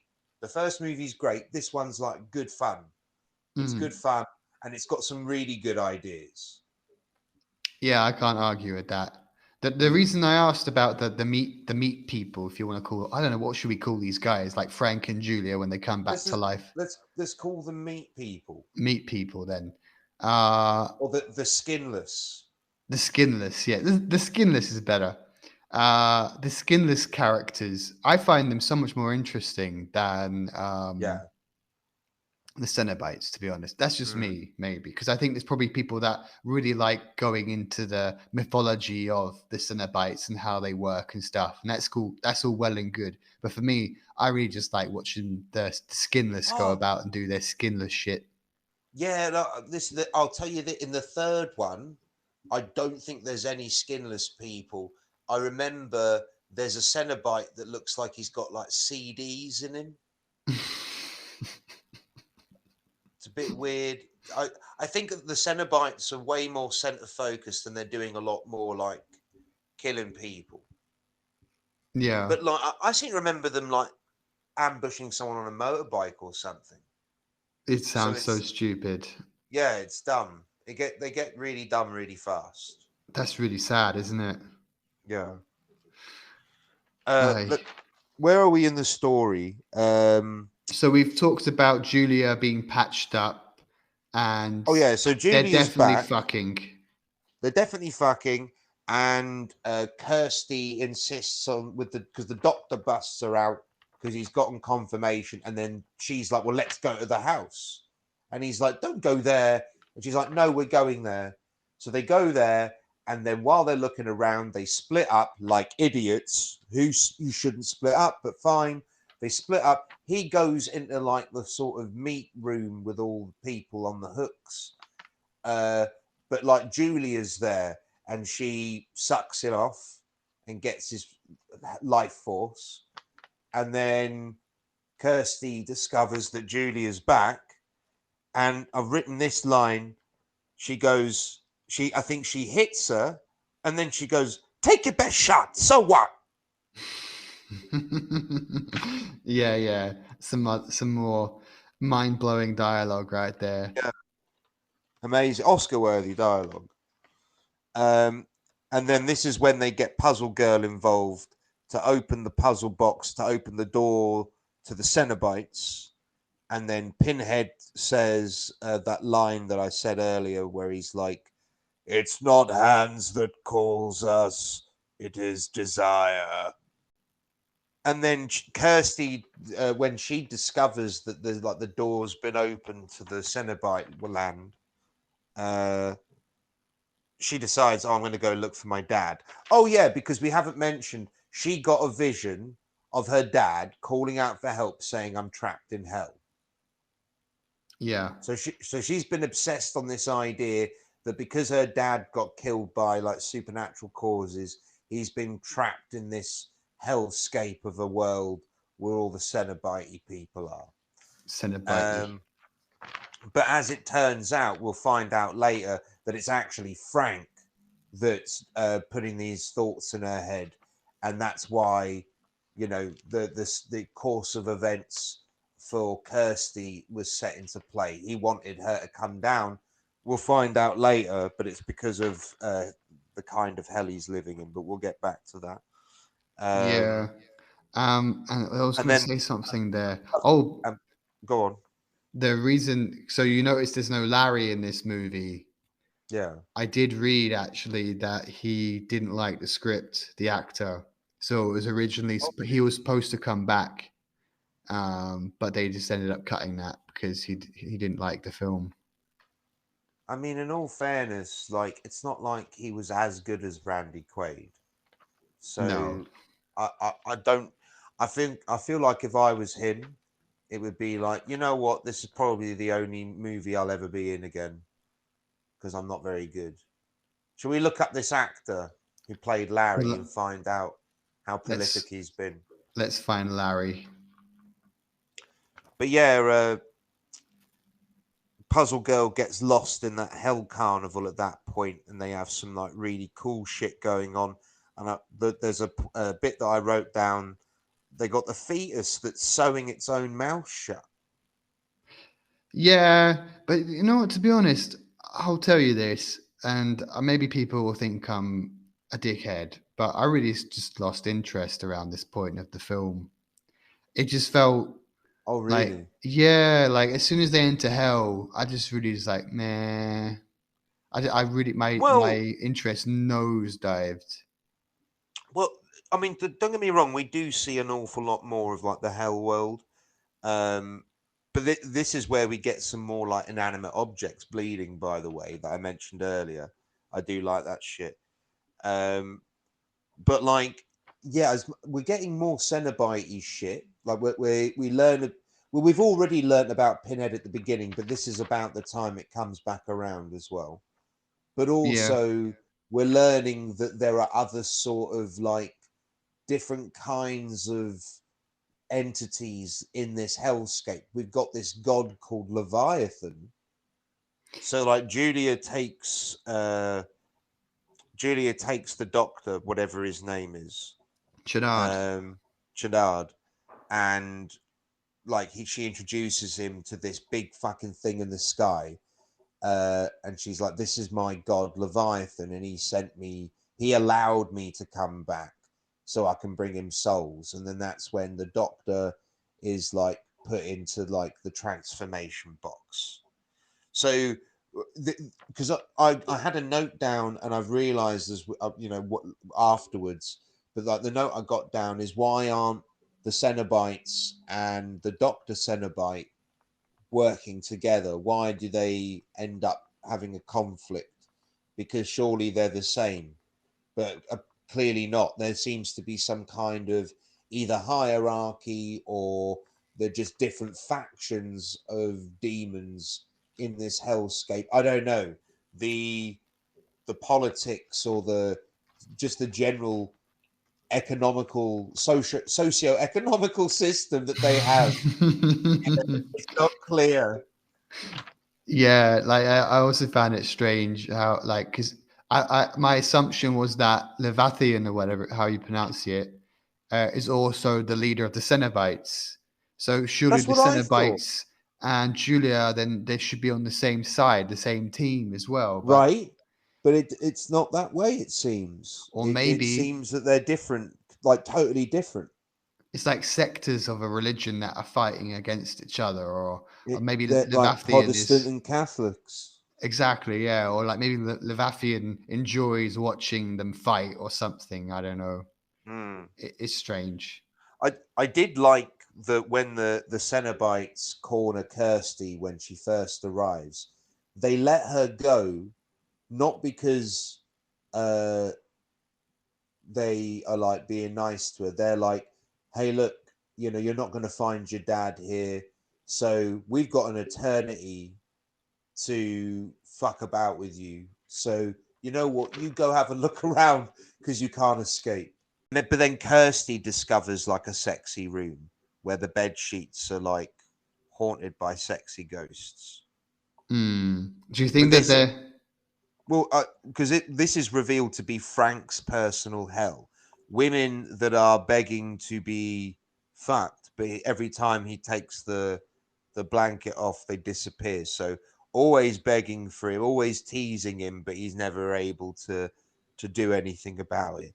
But I think I've got a feeling you were going to say this, but I've got a feeling these are women that he's hurt in real life before his uh, Cenobite time. That's an interesting way of looking at it. I was wondering, do you think that they're because the whole thing is about pleasure and pain. Do you Mm. think that they're having a pleasurable experience, or do you think that they're not having a pleasurable experience? I wasn't sure, like, because you could look at them the way they're moving under the Well, covers. but Are they? Is it pleasure or something else? I don't know. I feel like I feel like both of these movies make such an active effort to say that to these people, to these entities, to everyone in this plane, pleasure and pain are interchangeable, cannot be distinguished anymore. So I don't think it really matters. Uh, Fair enough. Well, it I would think feel. I feel like it's probably done in such a way that you are watching it thinking, are they in pain or are they in pleasure? Yeah, I'd say it's both because they're doing it at one point. They're all bloody as well, as if they are being attacked. Yeah, So yeah, I think you're right. a bit of a mix. Mm. So then this is when we find out that Frank was baiting Kirsty with these visions, and then Kirsty tortures the place, but she does kiss him because he's getting all pervy because he's only lured her down there so he can have someone to like shag. Basically, he says this that like my hell is that I can't have sex with any of these women, so Yeah, that's why I needed you to come. I So I go had on. one line. Where did I have it? It's where was it? Oh, damn it! The Uncle Frank is back, and so is incest. Like, And then when she tortures the place, Frank has his face melted off, so we get like the effects from the old film again. In case you missed those, um, and then like Julia rocks up and pulls his heart out, and that's the end of the Frank cameo. yeah, and I think we don't get any more Frank and Julia in the other films, do we? By the way, Not sure. I'd have to double check. yeah, yeah, and that was yeah. So then, yeah, what's her name? Kirsty's pretty much like needs to escape from hell. We got our new Cenobite on And Puzzle Girl. and Puzzle Girl because she got tricked into there. By the way, I looked into her. Her name is Imogen Borman. She's a British actress. She looks Uh, familiar. I thought so as well. I swear I know this girl from somewhere. But I think she's in like a lot of soap operas back in the UK Oh, after this. maybe. And apparently, I was looking at her private life on Wikipedia, and she had a lot of problems with alcohol, like driving under the influence Hmm. of kids in the back and shit. So, yeah, Okay. Not ideal. not ideal. Scarier than the film. Um, do you want to talk about? Because I'm sure you have a lot to say on this. The Chenard's special effects at this point. Our Chenard So Cenobite. so yeah, Chenard. What should we? So we've got the skinless. We've got cenobites. What are we going to call this doctor? I don't know. He got some special treatment. He got some shit on his head and some Yeah, special he powers. he's like plugged into the matrix. So he's been tortured to this point of like Cenobite level, maybe Super Saiyan Cenobite. Maybe we call him Super Saiyan Cenobite. Bit of a mouthful. Um, and like then when he emerges from the box, this like big, weird, fleshy, sucky thing plugs into the back of his head like the Matrix, and then he can now fly as long as he's attached to this thing. And he's like flying around. This thing must be really long because he covers ground with this shit as well. And then we cut to Julia and the Kirsty and the puzzle girl, and they're getting sucked into a vortex. I forget where the vortex came from, but they're getting sucked into a vortex. Oh And then yeah, what was up with that? I forget what was going on with that, but Julia's holding the puzzle box, and then puzzle girl tries to help her for some fucking reason, and then her skin is left in puzzle girl's hand, and the rest of her insides get sucked out into the vortex, leaving her skin and the puzzle box, which will come back into play later in the plot for some fucking reason. Then the Doctor does something, I forget now. The Super Saiyan's Cenobite. This is when we get like the showdown. So the Cenobites just rock up and it's like, Kirsty, enough foreplay. It's time for the pleasures. And but then but she like reminds Pinhead of who he is and reminds all of them that they were once human. Hate this scene. And then the Super Saiyan Cenobite shows up, and then they have like a showdown, and this showdown is so anticlimactic. It's so disappointing. So like Pinhead transforms back into his human version, and he looks at the girls and is like, "Get out of here!" Even though he was gonna fucking kill them and like, well, not kill them, but torture them into pleasure for the rest of eternity. But now he's like, new sense of heart. Oh, actually, you can go because you reminded me I'm human. And then it looks like he's going to have a really cool, badass showdown. And all that happens is Super Saiyan Doc, a tentacle comes out of him. I assume it's one of his fingers. And like a scalpel comes out, he just slits his throat.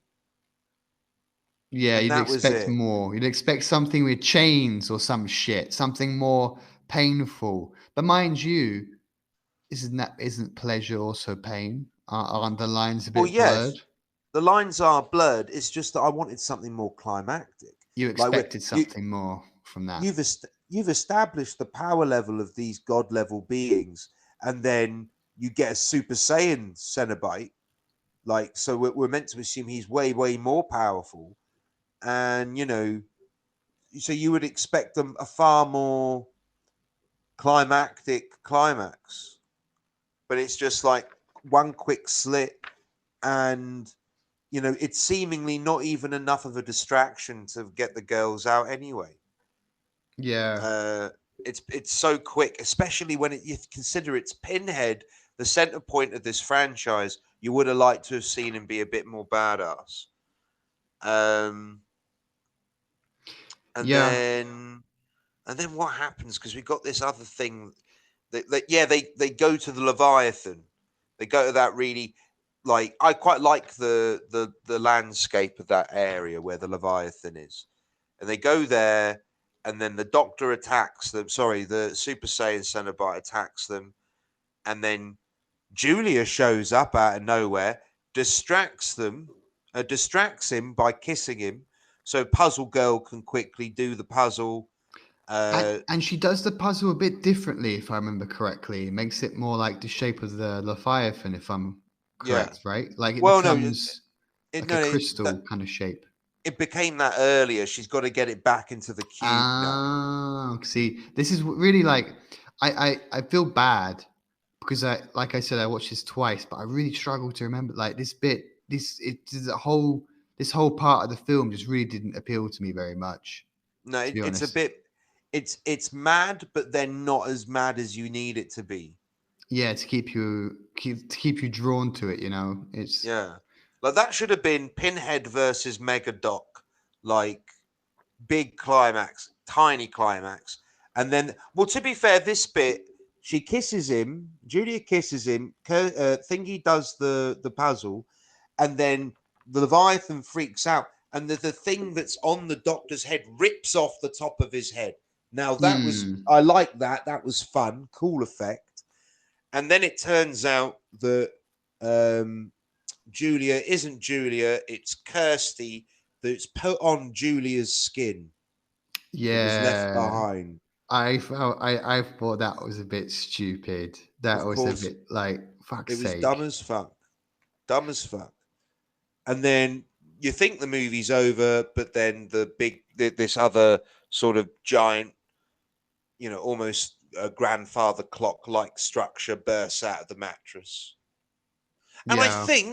I think the two removal men who've come to pick that up are the same two from the They first are. one. I have that Yeah, same note. They're the same guys. Or at least one of them is yeah. the same. The guy with the eyebrows for sure. The Yeah. same guy.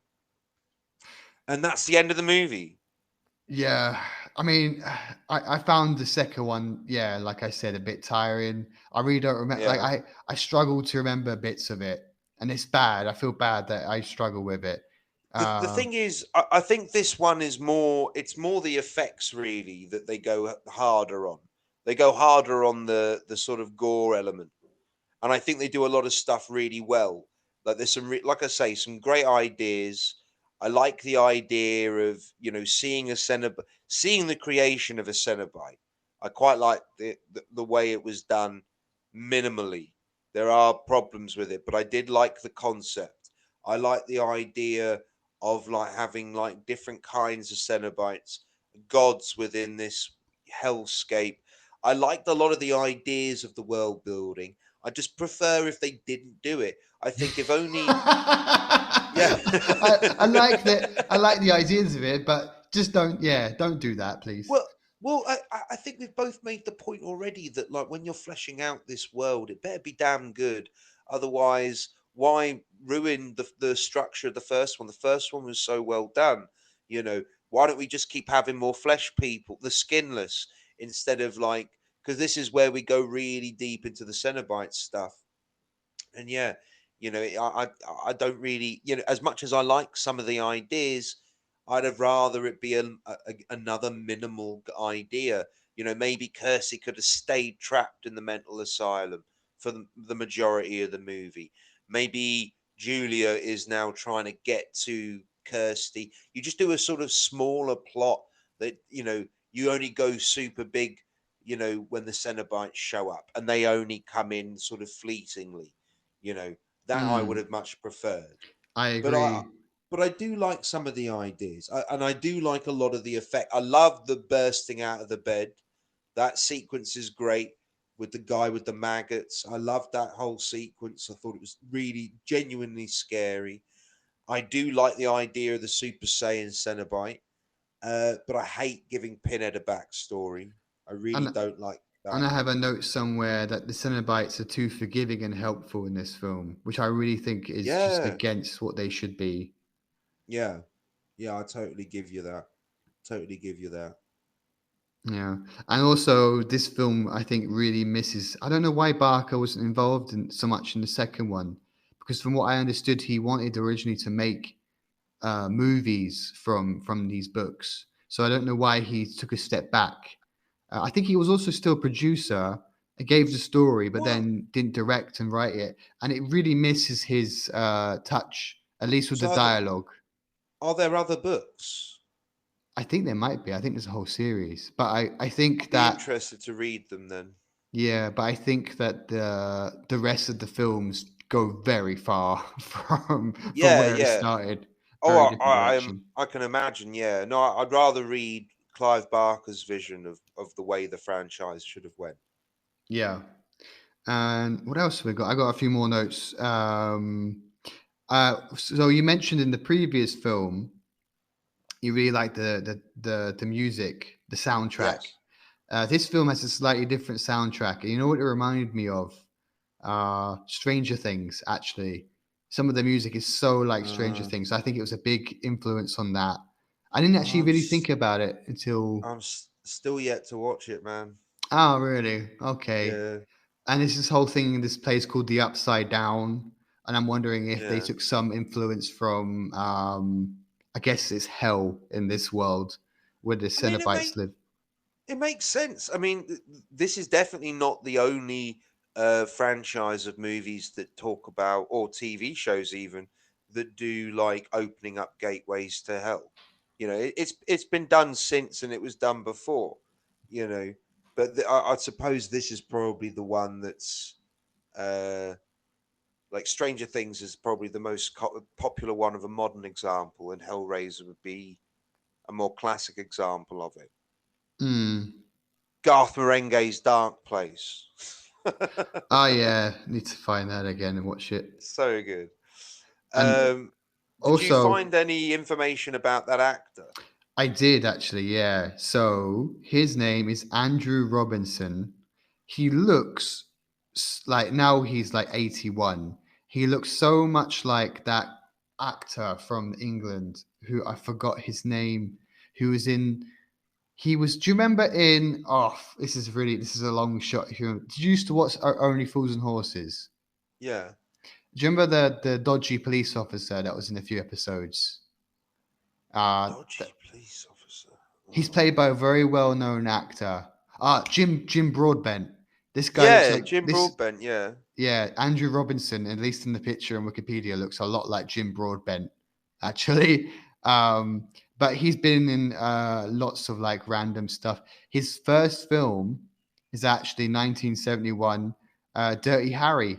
He plays the bad guy. He plays the serial killer. Yes, yes, that's where I recognize him from. He's Scorpio. Yeah, Oh, fuck, yes. Oh, that's just like it's just clicked in my head. It's been bugging me. Where do I know him from? Yes, Dirty Harry. Oh, yeah. that's so good, and he's great in that actually. Yeah, I really liked him when he was like kind of screaming and a bit. I don't know. There was one point where Dirty Harry almost gets him, and he's like panicking for his life, and I really liked that. Yeah. That level to him. He's also, by the way, so it says on Wikipedia he's usually typecast as psycho characters. Um, and he was also in Child's Play 3, apparently in 1991. But Oh, who's he in Child's Play 3? he's like a sergeant or some police officer or something. Oh yes, yeah. Because Child's Play 3 is at a military school.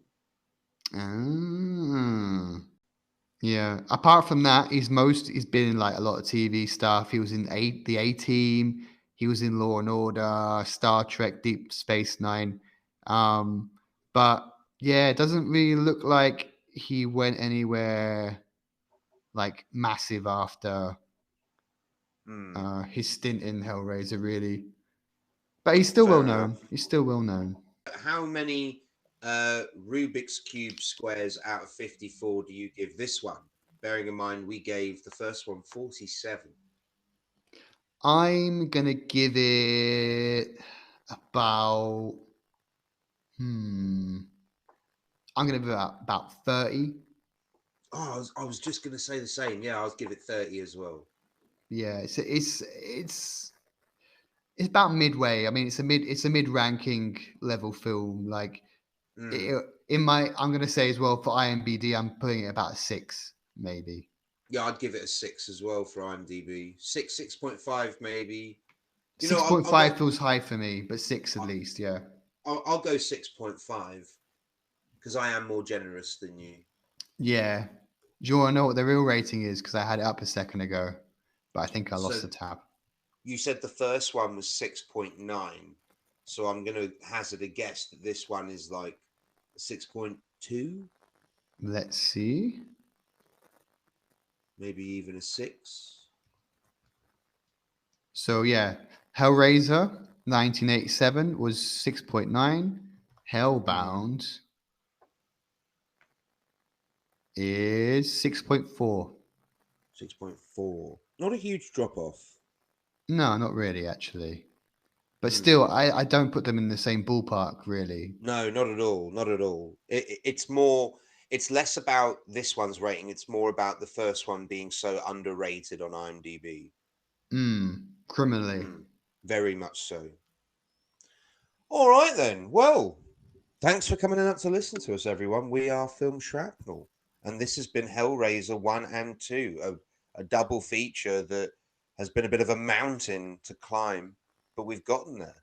Craig, I've enjoyed it. I've really liked this one. Yeah. Really fun. Even the second one, I've enjoyed watching it. Good laugh Yeah. I've had with this. Do come and follow us on Twitter, or the app formerly known as Twitter, at Film Shrapnel, capital F, capital S. And Craig, do you want to say anything to the lovely listeners? Yeah, just keep listening to us. We love putting this stuff out. If you guys like it, it makes us happy to see people listening. Next week indeed. we have Audition, our final film for Horror Month, on Halloween. So Yeah, well, stay tuned for that. Yeah, that's your homework, guys, for next week. If you haven't seen Audition, Oh yeah, watch if you can watch it before we put it out, and then you're gonna have so much more context. And then we're doing for November. I think I mentioned this probably in the previous pod. Shit movie month. shit movie month. Yeah, Still that's deciding the lineup, but it's going to be good. It's going to be fun. I'm going to get so pissed off, but I'm going to enjoy it, I think, as well. Well, this is it, guys. You know, if you follow us on the app formerly known as Twitter, you will get all of these announced before they get uploaded, and that way you really can follow along with us and make sure that you've watched the film before you listen to us. Yeah, 100%. All right, until next time, guys, enjoy your lobotomy. Bye. Bye.